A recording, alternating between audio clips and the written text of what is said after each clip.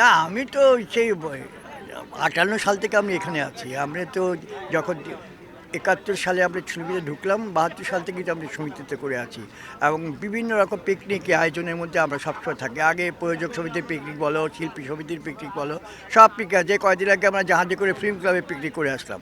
মানে পিকনিকটা করলে কি হয়, সবাইকে পাওয়া যায়। সব কোথায় কত বছর আগে কাকুর যদি দেখা হয়েছে, তারা আবার যদি আসে, আমাদের সবাই সাথে দেখা হয়, সুখ দুঃখের আলাপ হয়, ছবির ব্যাপারে নিয়ে আলাপ হয়। এর মধ্যে থেকে কিছু একটা নতুন বেরিয়ে আসবে, সেই আশা করেই আমরা সব আলোচনা করি। পুরোনো দিনের পিকনিকের কথা মনে পড়ে? হ্যাঁ হ্যাঁ, আরে আল্লাহ, আমরা যদি কত পিকনিক করেছি, সেই হোতাপাড়ায় বলো পিকনিক করেছি, আমরা সেই এতে করেছি, বিরাট বিরাট জায়গায় সব করেছি আমরা সব জায়গায়।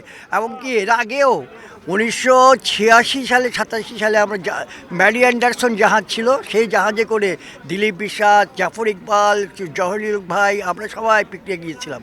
সেই বিরাট একটা জাহাজ, ওই চাকা বড় করে ঘুরে ওই জাহাজে করে গিয়েছিলাম, যেটাতে রানী এলিজাবেথ চড়তো, ম্যারি অ্যান্ডারসন, ওইটাতে করে আমরা পিকনিক করেছি।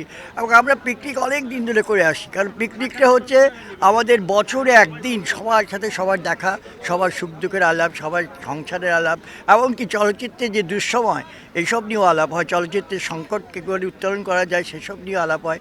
সুতরাং পিকনিকটা একটা বলা যায় যে আমাদের সবার বৃহৎ একটা মিলন মেলা। জি, ধন্যবাদ। ধন্যবাদ। স্পেশাল কোনো স্মৃতি কি মানে মনে পড়ে যে আসলে অমুক ডিরেক্টরকে আপনি মিস করেন? হ্যাঁ, অনেক ডিরেক্টর মিস করি। আমাদের মোস্তফা নেওয়ার ছিলেন একজন ডাইরেক্টর, এখন নেই। তমিজুদ্দিন রিজভী আমার খুব ঘনিষ্ঠ পার্টনার, সে নাই।